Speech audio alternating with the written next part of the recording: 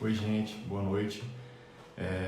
Hoje é quinta-feira, dia 9 de julho, são 20 horas e 1 minuto, um pouquinho atrasado, mas começando aqui para a gente conversar, na verdade, sobre um tema que tem sido questionamento diário, contínuo, de todos os pacientes que eu atendi e de quem eu tento ajudar, né, através de dúvidas e questionamentos pela rede social, e encontrando ao vivo também, né, assim. Eu acredito que seja talvez uma das maiores dúvidas com relação à Covid-19 é o quanto que eu fico com relação ao meu sistema imunológico, o quanto ele é eficaz, o quanto ele consegue sim reproduzir certa tranquilidade na minha defesa depois que eu entro em contato com o vírus, seja fazendo uma infecção leve ou mesmo um assintomático e fazendo uma infecção grave. Antes de qualquer coisa, eu acho que é interessante a gente conversar um pouco sobre o que é imunidade. O que a gente, né, fala tanto de como que eu consigo melhorar a imunidade, né? E antes as pessoas acabam esquecendo de perguntar ou esquecendo de entender um pouco sobre o que significa isso, né? O que é, então, especificamente a imunidade? Indiscutivelmente, a imunidade é um conjunto de células, tecidos e órgãos que vão ser responsáveis, de forma geralmente harmônica, pela defesa através de vários setores, seja ele a nível de células especificamente, células ativas contra micro-organismos, contra agentes invasivos, até mesmo outros agressores do nosso sistema. O sistema imune adequado, ele nos protege indiscutivelmente, e é claro que corre essa grande preocupação do que fazer para que o meu sistema imunológico seja funcionante, né? O que fazer para o meu sistema imunológico ficar funcionando de uma forma mais eficaz? Bom, a gente já sabe que não existe fórmula mágica, o que existe é uma boa alimentação, atividade física regular e um sono reparador, né? E de novo, o olhar do médico do sono que sou, e o quanto que o sono de qualidade ruim, ou mesmo uma privação do sono, né? As pessoas que dormem pouco, podem ter impactos mesmo agudos na redução da qualidade do sistema imunológico. Já tem vários estudos publicados mostrando redução na quantidade de linfócitos e também na eficácia da ação dessas células contra esses agentes agressores, se eu tenho dormido mal. Por isso que eu convido você a sempre dormir bem, porque o sono de qualidade indiscutivelmente ajuda demais. Fora isso, é claro que alguns outros artifícios podem ser utilizados para que a gente melhore, mas como não é o objetivo dessa live hoje, a gente vai falar um pouquinho mais sobre essa resposta tão confusa com relação à resposta de anticorpos, principalmente na Covid-19. Ainda com relação à imunidade, a gente precisa muito entender, porque tem muito conceito sendo publicado e sendo colocado na televisão e na grande mídia, que a gente tem, teoricamente, uma imunidade inata, ou seja, a imunidade que eu nasci com ela, e eu tenho a imunidade adquirida. Com relação à imunidade inata, né, nós, indivíduos, temos as nossas células, os nossos macrófagos, os nossos neutrófilos, algumas proteínas de fase aguda que geralmente o nosso fígado produz, para que nos ajude nesse contato com infecção. Ao mesmo tempo, quando a gente fala da imunidade adquirida, que ela pode ser tanto uma imunidade adquirida humoral, e a gente vai dividir isso, e a imunidade adquirida celular, a gente tem que pensar em dois grupos, basicamente, de células, para ficar bem simples. A imunidade humoral, a gente tem, basicamente, anticorpos produzidos por linfócitos B. Então, a imunidade humoral, guardem esse nome, é a imunidade mediada pelos anticorpos, e quem geralmente produz os anticorpos são os linfócitos B, grandes células de defesa. Junto da imunidade adquirida, a gente também tem um grande papel da imunidade adquirida, dentro da imunidade adquirida, das nossas células. Ou seja, a gente vai dividir a imunidade que a gente adquire por anticorpos e a imunidade que a gente adquire pelas nossas próprias células, as nossas células sendo o ator principal. Por que eu estou falando isso? Porque uma grande confusão tem sido feita diariamente com relação a fiz a Covid-19, estive doente, meu RT-PCR, que é o exame do suave, da naso ou orofaringe deu positivo, e aí, Gleison, eu fiz o GM e o IgG, e o GM e o IgG não apareceram. O que eu faço agora? Bom, algumas notícias bem boas nas 2-3 semanas que saíram alguns artigos bem legais mostrando que a gente não pode se basear somente na imunidade humoral, ou seja, a imunidade de anticorpos ela é muito importante, sim. Porém, a gente não pode esquecer da imunidade celular, ou seja, a imunidade mediada pelos nossos linfócitos T, ou seja, a gente está muito preocupado com o linfócito B, que vai produzir anticorpo, mas que às vezes, em determinadas infecções, eles não produzem e o SARS-CoV-2 tem feito esse mecanismo em muitas pessoas, não produzindo anticorpos, ao mesmo tempo que a imunidade celular pode tomar conta disso, ou seja, pode nos oferecer algum grau de imunidade celular que não vai aparecer anticorpo, mas que vai te conferir proteção. O que a gente sabe até agora é que até 80 dias, que é o que esses estudos sugerem, a gente teria imunidade celular sustentando essa resposta imunológica. E eu queria convidar vocês para pensar especificamente numa condição. Imagina se a Covid-19 não gerasse imunidade. Imaginem se a Covid-19 não gerasse, seja a imunidade humoral dos anticorpos, seja a imunidade celular, principalmente dos linfócitos T, os linfócitos de memória. Imaginem se a gente não fizesse isso. Vocês acham que as curvas estariam caindo? Ou vocês acham que a gente não teria uma chance de reinfecção uma atrás da outra? E as pessoas iam se convalescendo, iam melhorando, iam evoluindo no processo de cura, e daqui a pouco elas fariam nova infecção, porque não tem anticorpo e não tem linfócito T, linfócito B, né, ativo, e aí daqui a pouco eu fiz de novo, e daqui a 2 meses eu faço de novo, outra Covid-19. Bom, eu já tomei alguns sustos, confesso a vocês. A chance de pneumonias bacterianas depois da Covid acontece. Eu tenho visto algumas infecções bacterianas depois da Covid, 1 mês depois. Por isso que é muito importante que você tenha acompanhamento médico. É muito importante que você deixe de ouvir artistas falando sobre o uso de medicações mágicas, porque o que a gente precisa entender é que quem pede exame, quem receita medicamentos são médicos que estudam para isso.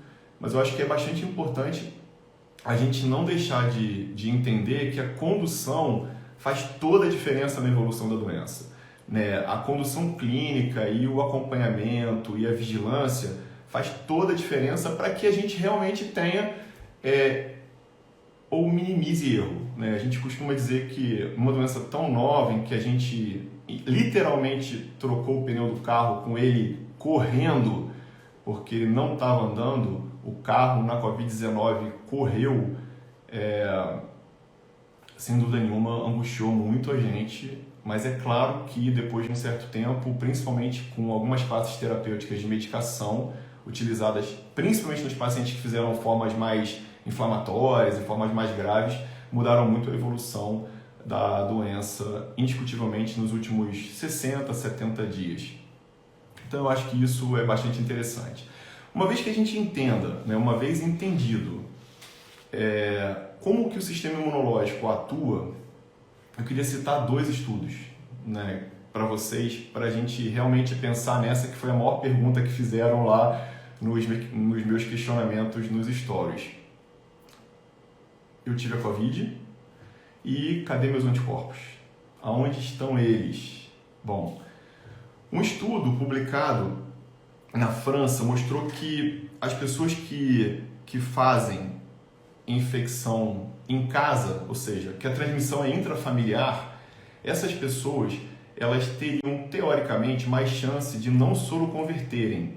Talvez por alguns fatores que eles colocam, mas se analisou nesse estudo francês 7 famílias, justamente para que essas famílias fossem avaliadas do ponto de vista de, poxa, não soroconverteram. E a gente vai entender que a soroconversão é aparecer anticorpo pós-infecção. Então, essas 7 famílias, teoricamente, não soroconverteram. E aí? Essas famílias estão protegidas ou elas ficarão trancafiadas em casa durante toda a circulação viral que a gente não sabe por quanto tempo vai durar? Talvez dure até o final do ano, talvez até o próximo verão. A gente está enfrentando um inverno que não está tão frio, pelo menos por aqui, mas eu imagino como estará o Rio Grande do Sul, né, ainda com graves, né, e importantes cuidados com relação ao distanciamento social. Mas o que eu queria chamar a atenção nesse estudo francês foi que essas pessoas analisadas, e aí o estudo, né, foi feita uma análise comparativa também com pessoas em situação de controle, né, ou seja, pessoas que não faziam parte e que foram analisadas comparativamente. O que se mostrou foi que essas 7 famílias apresentavam uma sustentação linfocitária, ou seja, a resposta imune celular mediada pelos linfócitos T conseguia oferecer uma certa resistência ao vírus. Ou seja, essas pessoas, dessas famílias estudadas, possuíam imunidade celular mediada pelo SARS-CoV-2. Olha que legal! Isso é muito legal. E confesso a vocês que quando eu li esse artigo, eu fiquei bastante feliz com as inúmeras pessoas que possuíram, né, e tiveram a doença e não soroconverteram. Eu posso dizer para vocês que eu vi até agora mais ou menos 200 pessoas. A gente está contabilizando isso num banco de dados, né, e tendo feito esse cuidado durante esse tempo todo. Eu comecei a fazer telemedicina dia, acho que 24 de março, se não me engano. E nessas quase 200 pessoas avaliadas, indiscutivelmente, eu tenho talvez quase 30% das pessoas que não fizeram soroconversão, de 25% a 30%, o que é um número muito grande.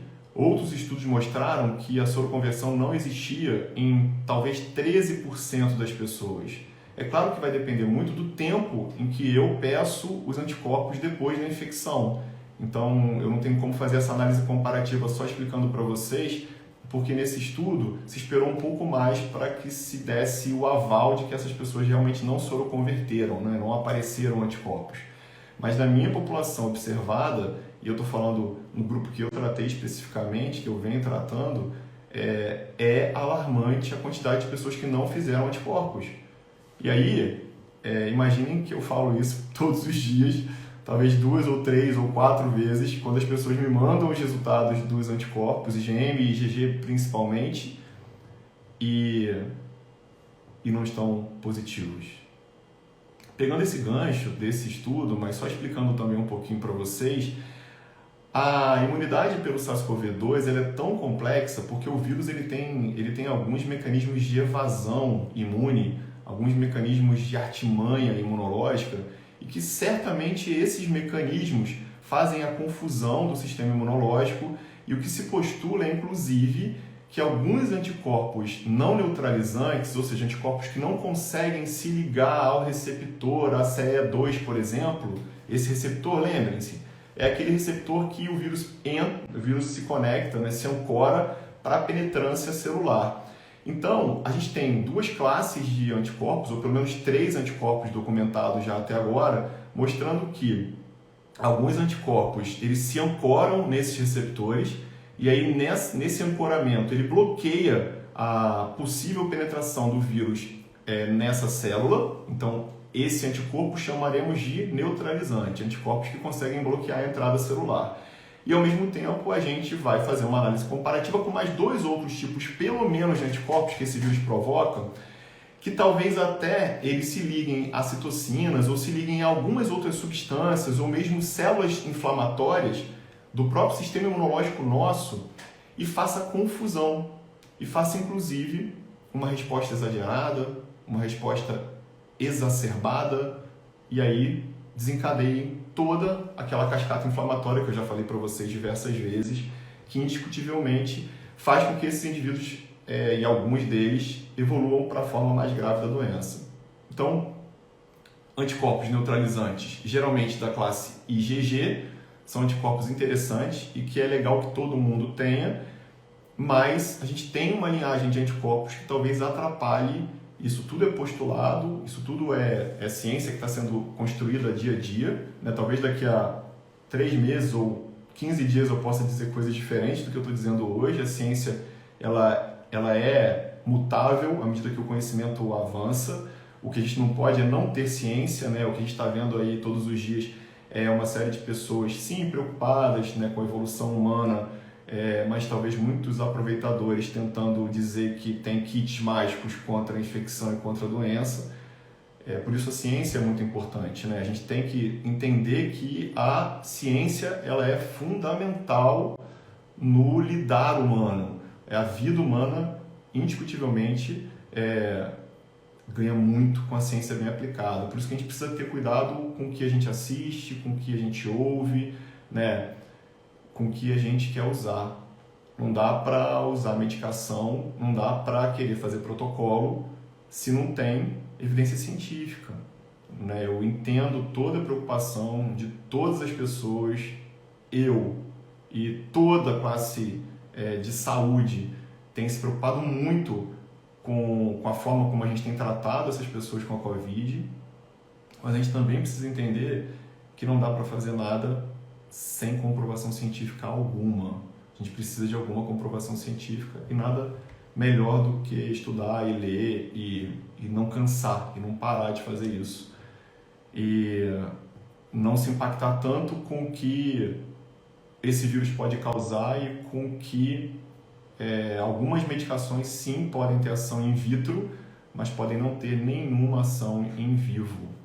E assim foi com a hidroxicloroquina e talvez seja com algumas outras que estão sendo tão faladas. Tomara que não, tomara que essas medicações funcionem, mas até agora realmente o que a gente sabe é que algumas classes terapêuticas como os anticoagulantes, como os corticoides, sim, têm feito diferença. Talvez anticorpos e bloqueadores de receptores da interleucina 6, como a tocilizumab, essas classes sim sejam interessantes, mas voltando para o assunto do diagnóstico e das questões imunológicas relacionadas ao vírus, a gente precisa muito ter esse embasamento científico.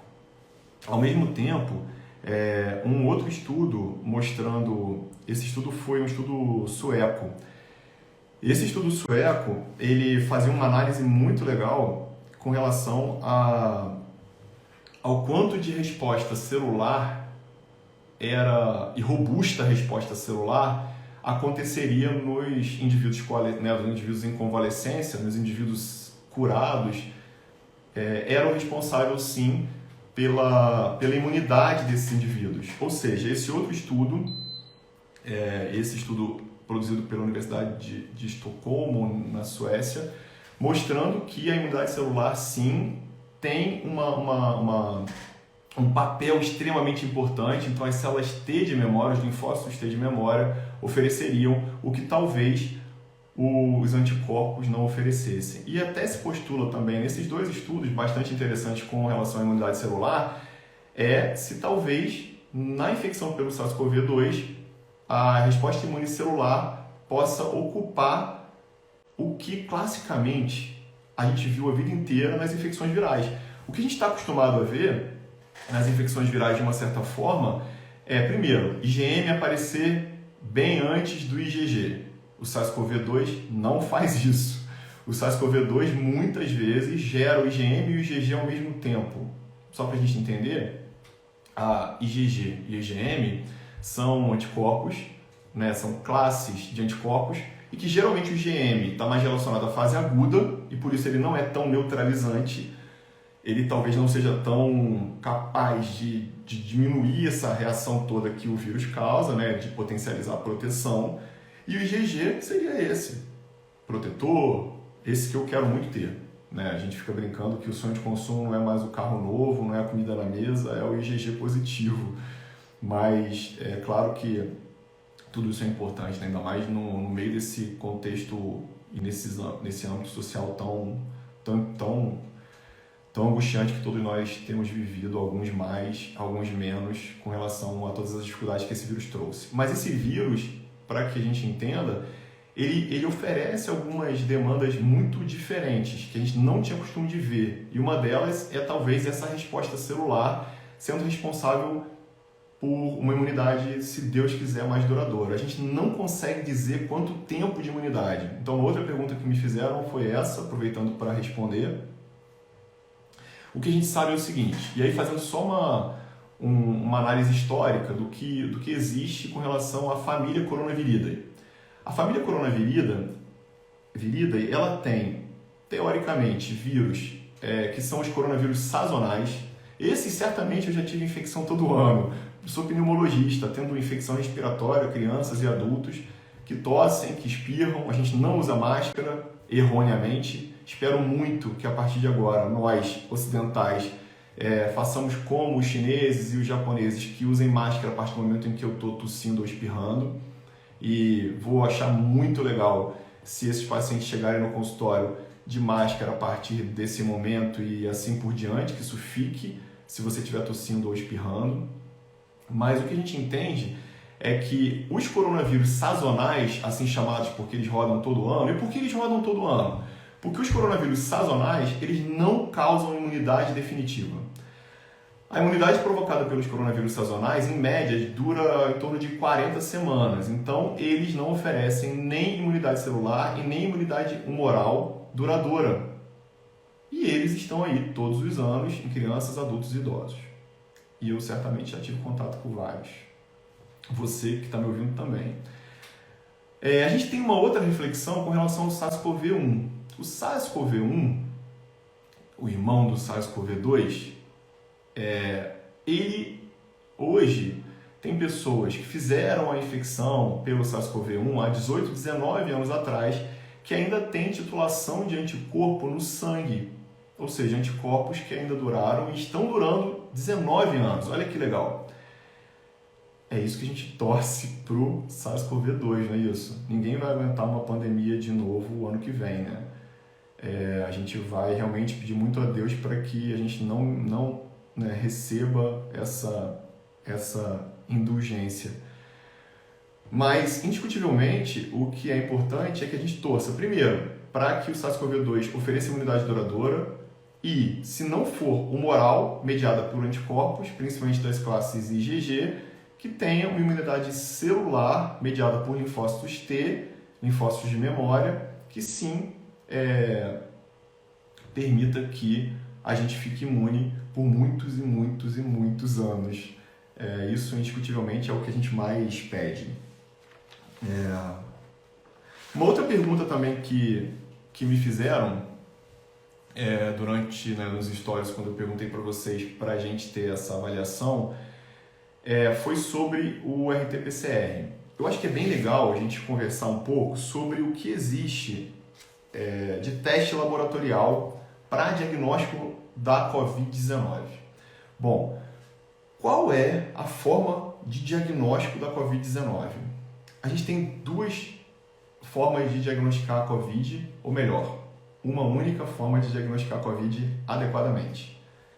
Espero que me entendam depois da minha explicação, mas o que a gente entende é que o ideal é que para que eu faça o diagnóstico da infecção pelo SARS-CoV-2 e o diagnóstico da doença Covid-19, a gente tenha a detecção direta do material genético viral ou do antígeno viral. Ou seja, é muito importante que a gente persiga o material genético, no caso RNA, é um vírus RNA de fita simples, ou a gente pesquise o antígeno do vírus.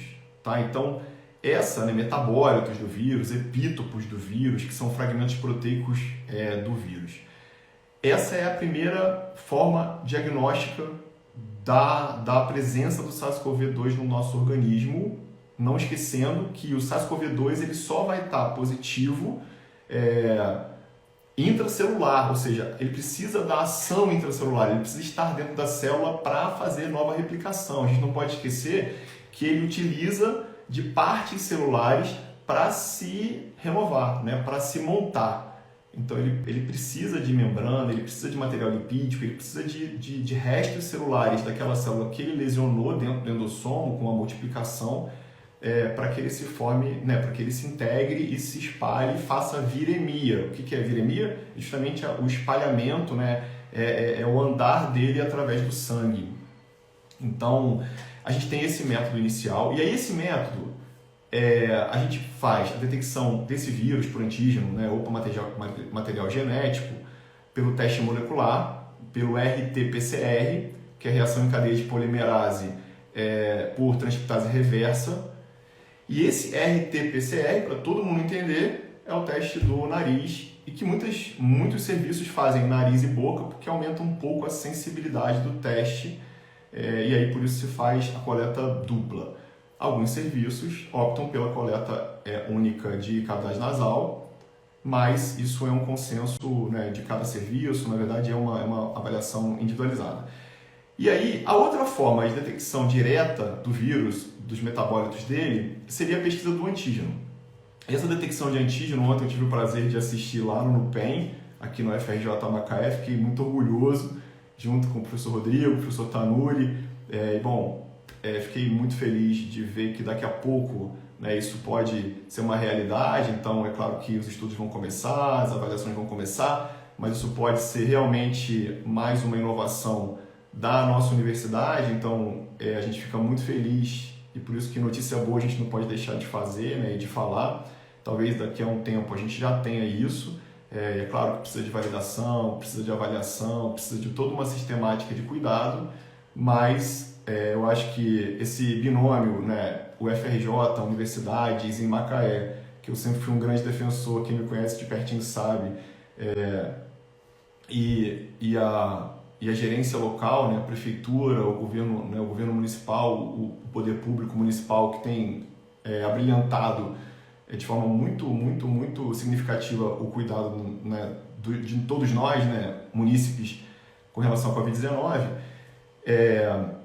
é mais uma notícia boa, né? Então talvez tenha uma outra metodologia de diagnóstico. Então essa é a detecção direta. O segundo grupo, né, porque são dois grandes grupos de testes para Covid. O segundo grupo de testes seria a detecção dos anticorpos, ou seja, a gente vai fazer a avaliação da imunidade humoral. A imunidade humoral que a gente vai medir o IgA, o IgM e o IgG. Ou seja, essas classes, para que a gente entenda, eu já falei um pouquinho da diferença do IgA e o IgG e o IgM, mas o IgA, ele é um anticorpo que surge geralmente após exposição, e é um anticorpo que a gente chama de exposição de mucosa, então é um anticorpo de mucosa, que em muitas infecções ele acaba aparecendo primeiro, e aí aparece o IgA, depois o IgM e depois o IgG. Na Covid-19 isso não acontece, existe um emaranhado confuso, e que muitas vezes o IgA e o IgM aparecem juntos, às vezes o IgM e o IgG aparecem juntos, e aí essa é a confusão feita. Mas nesse segundo grupo de teste, a gente tem 3 grandes classes utilizadas no Brasil até agora, e aqui na região eu vou falar porque aqui na região a gente está usando esses 3 testes, e aí a gente está falando de testes feitos no sistema público de saúde e no sistema privado de saúde. Esses testes, primeiro, gente, precisam ser feitos sempre solicitados pelo médico. Dá para eu fazer o teste que está feito ali na esquina e que está fazendo com sangue total? Pode, mas eu já vou te falar que se você faz o teste do sangue total, fura o dedo e bota lá, você já diminui mais ainda a rentabilidade, a sensibilidade desse teste, porque o ideal é que esses testes sejam feitos com soro, ou seja, sejam feitos com o sangue centrifugado e não com o sangue total, que eu furo lá e boto naquele teste que parece um teste de gravidez. E aí é interessante, já para falar da primeira classe de testes que são feitos para a Covid, a gente vai falar do teste imunocromatográfico. Esse teste imunocromatográfico, ou um teste de fluxo lateral, que chama IFLIA, a sigla, e aí a gente tem chamado muito de IC, né, imunocromatografia, ele faz uma reação em que ele detecta a coloração através de uma reação, para ser bem simples, através de uma reação antígeno-vírus, epítopos, partícula lá do vírus, anticorpo. Se essa reação dá positiva, a listra aparece e vocês... Eu até coloquei isso no meu feed há talvez 2, 3 meses atrás, como sendo um teste rápido. Por quê? Porque esse teste geralmente ele é absorvido em 10 minutos, 20 minutos. Então, a imunocromatografia foi o teste inicialmente sugerido, porque era um teste barato, era um teste que não dependia de laboratório, de grandes máquinas no laboratório, e era um teste que, de certa forma, poderia funcionar muito bem para o que ele se propôs. Não é um teste diagnóstico, é um teste muito interessante para triagem epidemiológica, ou seja, para justamente avaliar naquela população qual é o percentual, e também um teste interessante para que a gente avaliasse a soroconversão, ou para que a gente avaliasse o quanto de anticorpos esses indivíduos têm. Quanto não, mentira, se ele tem anticorpo ou não, porque esse teste imunocromatográfico é um teste qualitativo, ele diz apenas sim ou não, ele diz positivo ou negativo, tá? Bom, ainda nesse segundo grupo de testes, que a gente vai falar da detecção de anticorpos, a gente tem uma grande classe de um método bastante utilizado para várias doenças, que é o ELISA. O ELISA, que é um teste feito também baseado na reação antígeno-anticorpo, mas medido por uma reação de enzimas.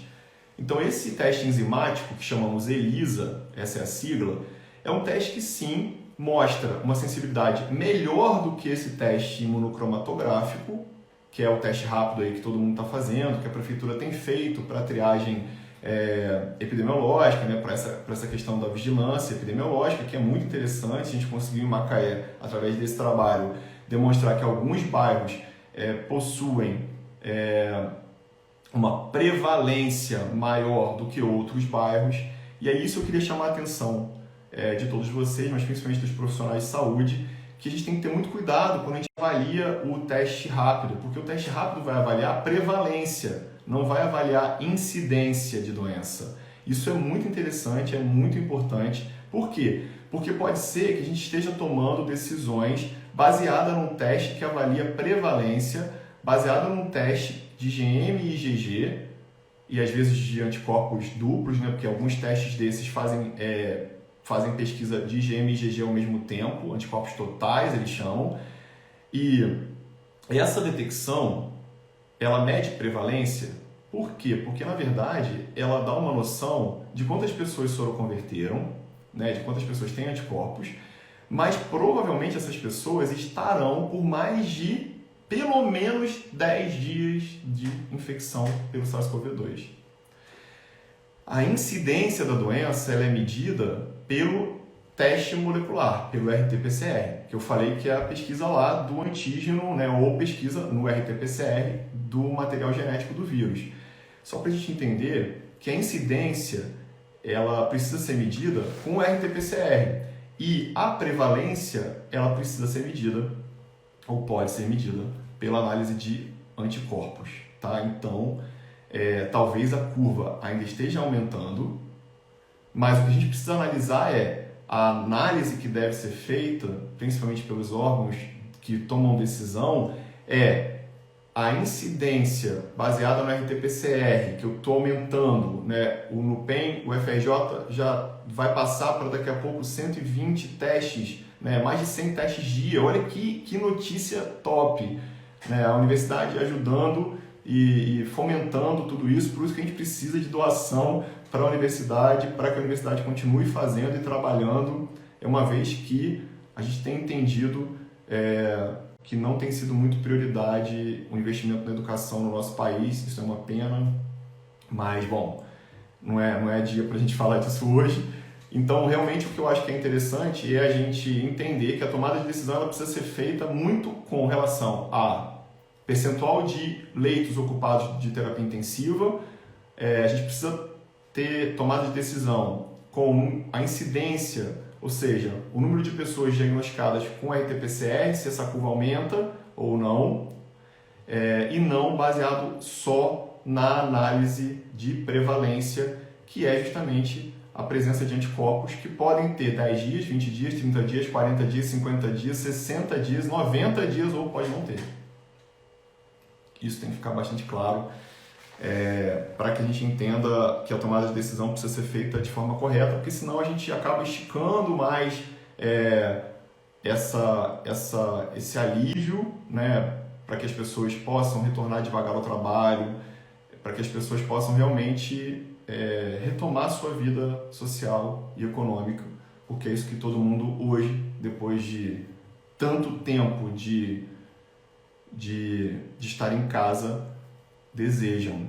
Né? A gente realmente, e aí eu me coloco junto com a maioria, a gente tem se cansado, né? A gente tem ficado em casa esse tempo todo, e eu entendo que é importante quem puder ficar em casa, que fique em casa, principalmente os grupos de risco, mas eu acho que a gente tem que começar a retomada devagar, gradual, pensando muito no outro e usando máscara. O que eu realmente fico injuriado é com a quantidade de pessoas que não usam máscara. E aí, o que eu precisava dizer para vocês, porque isso é bem legal mesmo, assim, e eu tenho aprendido todos os dias, é que nesses quase 200 pacientes que eu tive o prazer de cuidar, e que confiaram, né, assim, poxa, e a gente conseguiu fazer esse acompanhamento, talvez um percentual pequeno, e aí eu vou colocar para vocês que pelo menos 6 pessoas até agora ficaram com um RT-PCR positivo muito tempo. Então eu tenho pelo menos 6 pessoas que ficaram com o vírus ainda presente 20, 25, 30, 35 dias na via aérea. A gente ainda não sabe se esse vírus é infectivo, ou seja, a gente ainda não sabe, apesar de alguns estudos terem saído mostrando que a infectividade desse vírus diminui muito, talvez 5, 10%, depende de algumas questões, depende do CT, né, de uma medida indireta da carga viral, talvez esses vírus não sejam infectivos todos eles, mas tem alguns pesquisadores muito sérios no Brasil mostrando que depois de 15 a 20 dias, esse vírus ainda é replicável em cultura de célula, ou seja, ele pode contaminar outras células naquele meio celular, naquele meio de cultivo, mesmo depois de 15 a 20 dias. Isso é exceção, gente, isso é exceção. Mas o que eu queria dizer para vocês, tanto que no meu número, 5, 6 pessoas em 200, né, é um número pequeno. A gente tem certeza, porque os estudos mostram, que os assintomáticos geralmente deixam de ter vírus na via aérea depois do 8º dia. Os estudos têm mostrado isso, estudos muito fortes, né? Estudos com evidência interessante. E os indivíduos mais doentes, que podem ter carga viral até 60 vezes maior do que indivíduos com infecção leve ou assintomáticos, eles podem excretar vírus ou ter vírus persistente até 12 dias. Isso é a média, tá? É a média. Então, assintomáticos ou doença leve, 8 dias de excreção viral, e os pacientes mais graves, 12 dias, em média. A grande questão é que alguns indivíduos, eles podem demorar mais tempo excretando o vírus, demorar mais tempo com o vírus na via aérea. E o grande problema é porque a gente não tem certeza absoluta se esse vírus é infectivo. Aí eu faço uma pergunta para todos vocês, eu queria que vocês fizessem para os amigos de vocês e eu queria que vocês espalhassem isso para o máximo de pessoas que vocês conseguirem espalhar. Quando eu saio à rua, hoje mesmo eu saí, porque eu atendi hoje de manhã, eu vi muita gente sem máscara. Primeiro pensamento que eu tenho, e eu confesso a vocês que uma grande dificuldade que o Gleison tem é do julgamento, né? Assim, eu tento muito não julgar, mas eu questiono a questão de que por que essas pessoas não estão de máscara na rua. E aí a primeira justificativa que eu entendo eles não estão de máscara porque eles já tiveram a doença. E aí a pergunta que eu queria pedir para vocês fazerem, para quem vocês encontrarem na rua sem máscara, você já teve a doença? Aí a pessoa pode falar, sim. Você sabia que você pode excretar o vírus por mais tempo? O que a gente tem visto é que algumas pessoas excretam vírus por até 60 dias. Eu tenho um máximo de 35 dias. Uma pessoa, né, uma paciente que eu atendi da região norte do país. Imagina, ela, por exemplo, se ela estiver me assistindo, ela vai saber. Ela é uma agente penitenciário. Ela trabalha lá. Imagina se eu liberasse ela para trabalhar com RT-PCR positivo, com vírus na via aérea, e ela estivesse lá contaminando outras pessoas. Seria um caos. Então, nela especificamente, nesse cuidado, a gente só liberou quando o RT-PCR dela ficou negativo, tá? Mas, se a gente for olhar a literatura toda que está sendo publicada, a gente realmente vai olhar para ela e vai falar, olha, a chance de você ter esse vírus aqui, positivo, no exame, mas você contaminar é muito baixa. Aí, o raciocínio que eu queria que todos vocês fizessem comigo.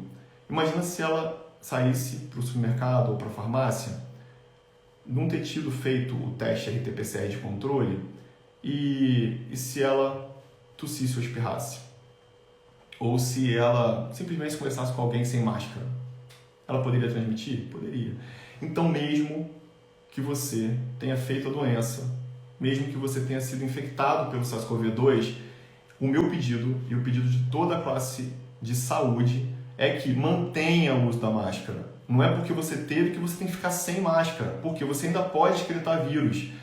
Tem 2 estudos que saíram lá atrás, esses estudos foram um dos primeiros que eu li, 2 estudos chineses, um estudo bem interessante mostrando o quanto que esse vírus ele pode saltear a positividade em 2 pacientes analisados nesse estudo chinês, era um médico e uma enfermeira.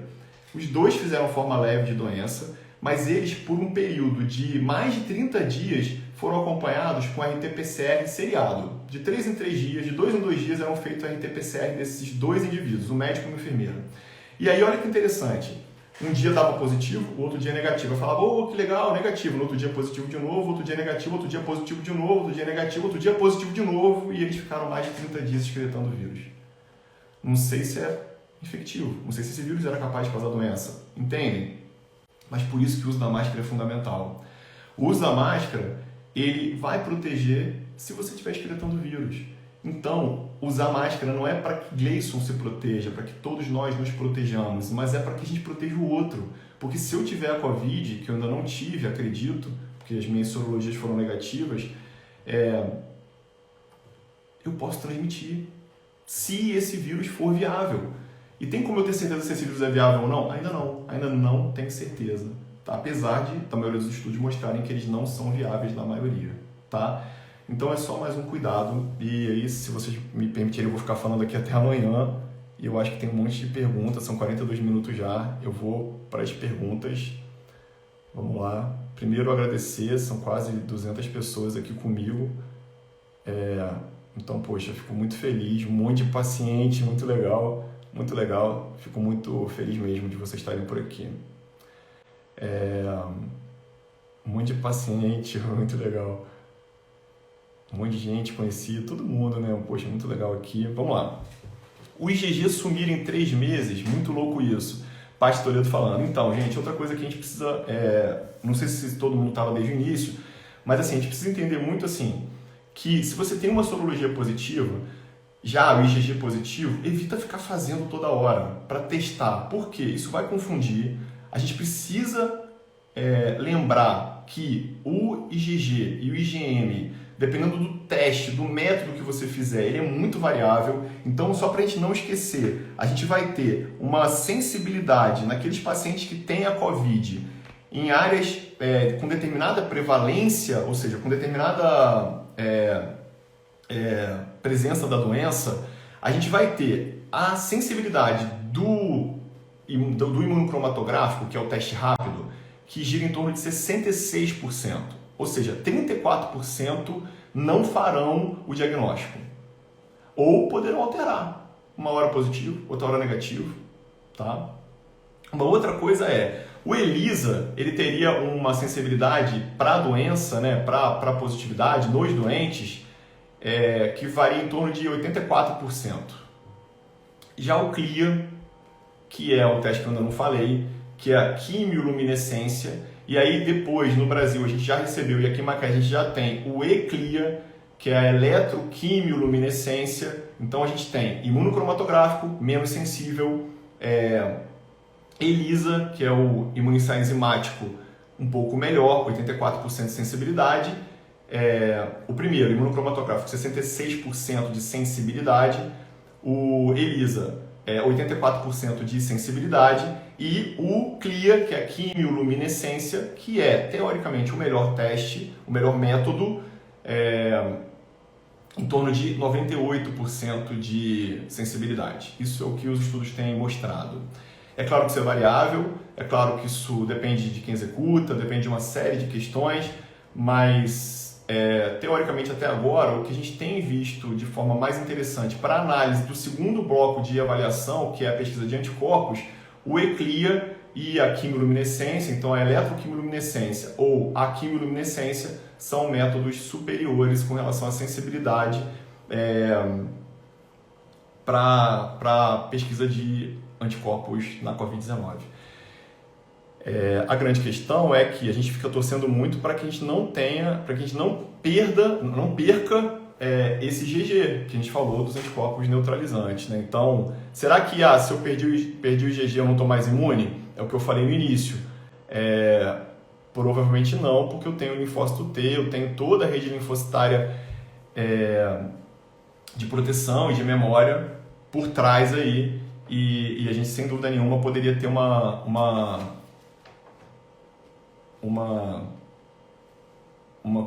como a Mari Emily está falando, a pandemia não queria acabar, né? Porque imagina se a gente não ficasse com essa imunidade celular associada à imunidade humoral, seria um carrossel de contágio. Poxa, é exatamente isso que poderia acontecer. A gente precisa evitar a automedicação, né, Madalena? Minha colega da UFRJ. Então é importante isso. Fabi Quintela, o que você acha do uso da ivermectina como prevenção? Há médicos prescrevendo a dose única a cada 15 dias. Então, não existe nenhuma comprovação científica. Uma pergunta que eu respondo pelo menos umas 30 vezes por dia.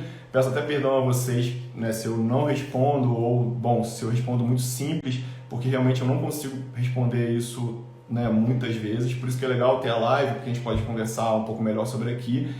Eu não oriento hoje, porque realmente eu acho que a ivermectina tem uma ação muito legal.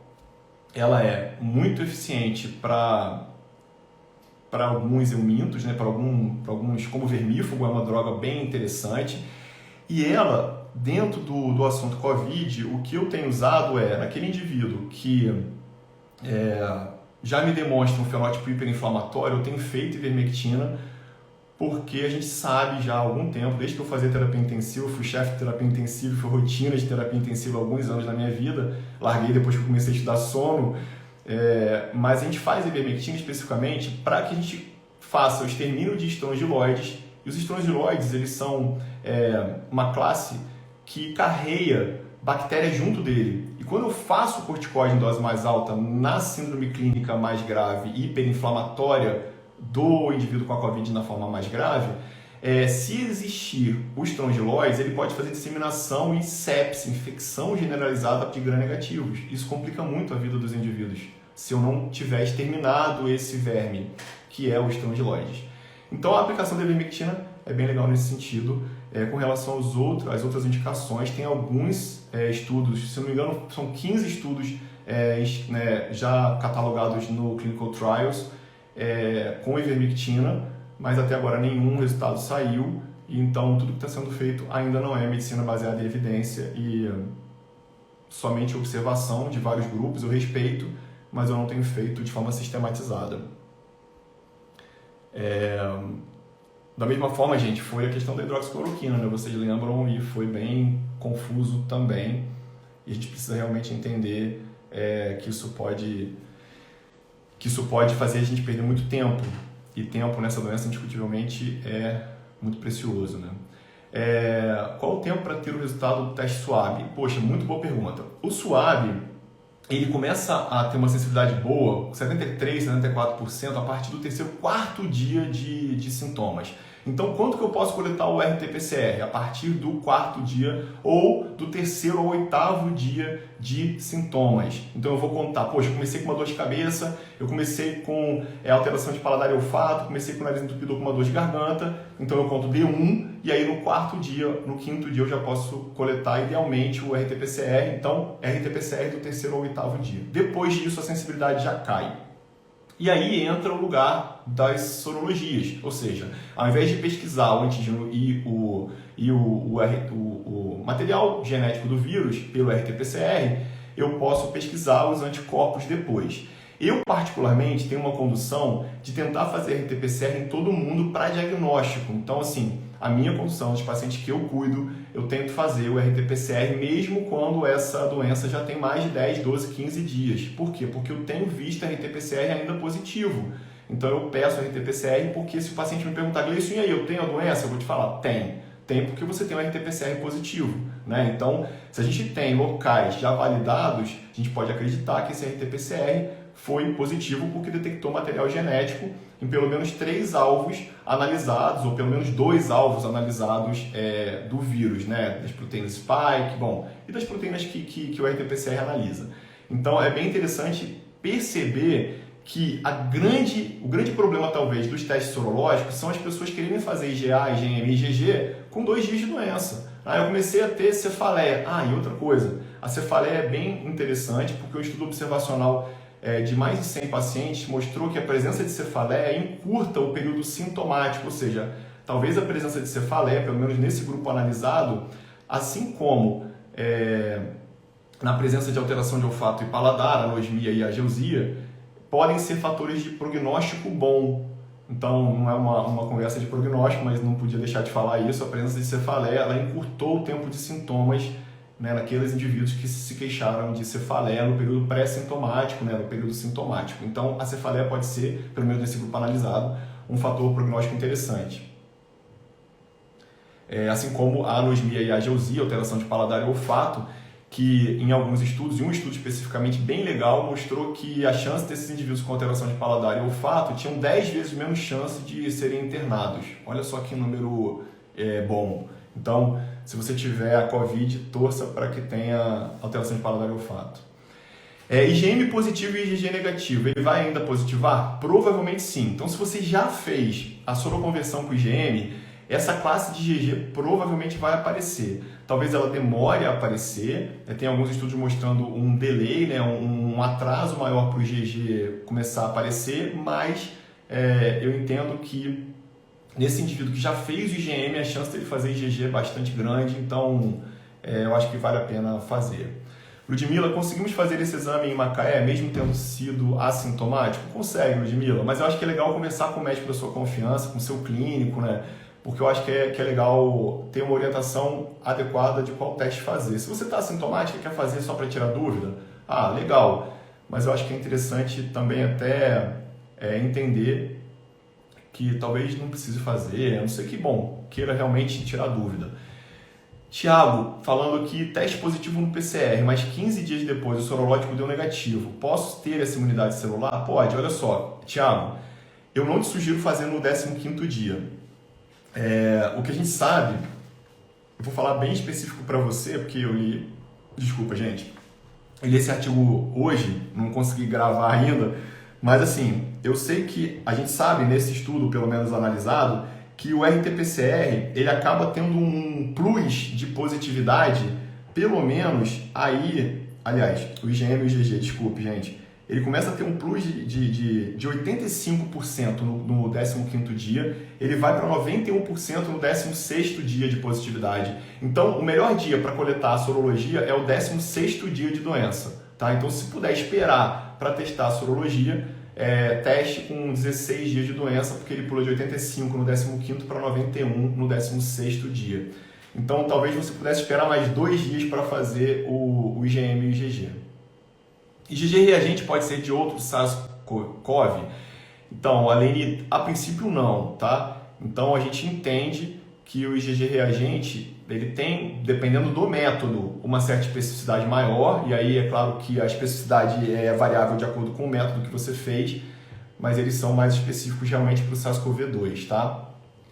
Meu filho fez um raio-x onde foi constatado a COVID quando ele fez o PCR que deu negativo. Raio-x, Alene, pouco provável que sugira infiltrado pulmonar pela COVID. O infiltrado pulmonar mais clássico, a gente vai chamar, principalmente na primeira fase do acometimento pulmonar, de um infiltrado em vidro fosco. que é um padrão acinzentado que a gente observa na tomografia. Esse padrão em vidro fosco ele não é visto pela radiografia de tórax, tá? Então é muito importante que, se eu quiser fazer a análise sistematizada do indivíduo com suspeita clínica da COVID, é melhor que se faça tomografia de tórax, tá? Então, o raio-x não é um bom método, não tem como dizer que o indivíduo tenha COVID baseado no raio-x e, acreditem, nem na tomografia. O aspecto tomográfico da COVID-19 se assemelha em muitos com influenza e com outros vírus respiratórios. O diagnóstico de SARS-CoV-2 é feito pelo RT-PCR. Quando se está imune, com isso tudo que eu falei, Alexia, então assim, a gente está imune geralmente quando o IgG está positivo, geralmente em títulos maiores. O que a gente tem observado? Nos pacientes que eu internei e que a gente precisou acompanhar internado, que depois eu tive alta, o que eu vi foram os maiores títulos de anticorpo nesses indivíduos. Então, quanto mais grave é a doença, maior é o título de anticorpos IgG que esse indivíduo vai carregar. O grande problema é que alguns estudos sugerem que esses anticorpos podem não ser neutralizantes, todos eles, e essa é a grande discussão, essa é a grande dúvida. Peguei Covid e posso ter novamente? Tem um caso, na verdade teve um caso que circulou na China, mas que a gente acabou entendendo que era um caso de excreção viral prolongada. E tem um caso agora sendo investigado no Brasil, uma cidade pequena de Minas, com uma possibilidade de reinfecção, mas eu particularmente não acredito, ou melhor, eu prefiro não acreditar. A gente tem que ter muita atenção nos imunocomprometidos. Os imunocomprometidos fazem excreção viral há muito tempo, então pacientes com AIDS, principalmente não tratados, pacientes com imunossupressão medicamentosa, com uso de corticoide em dose alta, com uso de algumas outras drogas imunossupressoras, em quimioterapia com imunossupressão, algumas doenças imunológicas com imunidade baixa, eles podem ter excreção viral há mais tempo, e aí esses indivíduos precisam ser avaliados individualmente. É bem interessante que a gente tenha esse cuidado. Tem 9 dias que meu marido esteve no mesmo ambiente de uma pessoa que testou positivo, está sem sintomas. Pode fazer o teste rápido? Não. O ideal é que o teste rápido não seja feito agora, Kátia, porque provavelmente esse teste não vai ser positivo agora. Como eu falei, o IgM-IgG ele pode começar a aparecer logo no início, 5º, 6º dia, mas ele só vai ser geralmente titulável no exame depois do 9º dia de doença. Então é melhor que se aguarde, se observe os sintomas, tenha sim cuidados, talvez adotar o uso da máscara, né? Ou se for uma exposição maior com indivíduos não protegidos, ele e a pessoa realmente promova-se o isolamento. É claro que isso tem que ser avaliado caso a caso, né? Com seu médico de confiança, mas eu acho que é interessante a gente ter esse cuidado. Talvez fazer o RT-PCR. Dímero alto, Paula falando... Assim, dímero é um grande marcador. O dímero ele pode ser acompanhado de outros marcadores inflamatórios ou não. O dímero ele sim tem sido feito como uma forma bastante importante prognóstica. Ele sim pode sugerir presença de degradação de fibrina na circulação sanguínea e ele pode conotar gravidade. Os estudos têm mostrado isso, mesmo nas coortes maiores, mesmo na observação de pequenos casos. E indiscutivelmente talvez seja um dos maiores marcadores inflamatórios / marcadores de fenótipo hipercoagulável, e por isso é um marcador muito importante de avaliar. Tem alguns vídeos meus falando de marcadores, então se você quiser, Paula, dá uma olhada lá no meu Instagram ou no meu YouTube, que você vai ter 2 vídeos, se não me engano, só de marcadores. A última live inclusive foi sobre esse assunto. Quando você sugere fazer o teste após exposição a alguém contaminado ou percepção dos sintomas? Flávio, eu acho que eu respondi, né? Então depende do teste, e eu acho que é bem importante respeitar o delay para início de sintoma e para início de produção de anticorpos mais representativo, que geralmente é a partir do 9º dia, os anticorpos, mas principalmente depois do 15º dia, e se tiver que escolher um dia, 16º dia de início de doença. Tem chance de alguém testar negativo no PCR, mesmo tendo todos os sintomas? Tem, Érica. Como eu falei, não é 100%, o RT-PCR não é 100%.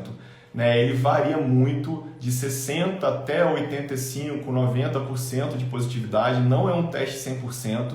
Eu tenho uma paciente agora, semana passada, que a gente fez o RT-PCR na sexta, deu negativo, e ela tinha uma síndrome clínica típica. A gente colheu de novo o RT-PCR na segunda e veio positivo. Então eu acho que a gente precisa acreditar, e por isso que precisa ter médico. Não dá para ter artista, não dá para ter gente, né? Ou mesmo eu quero dosar e eu quero fazer.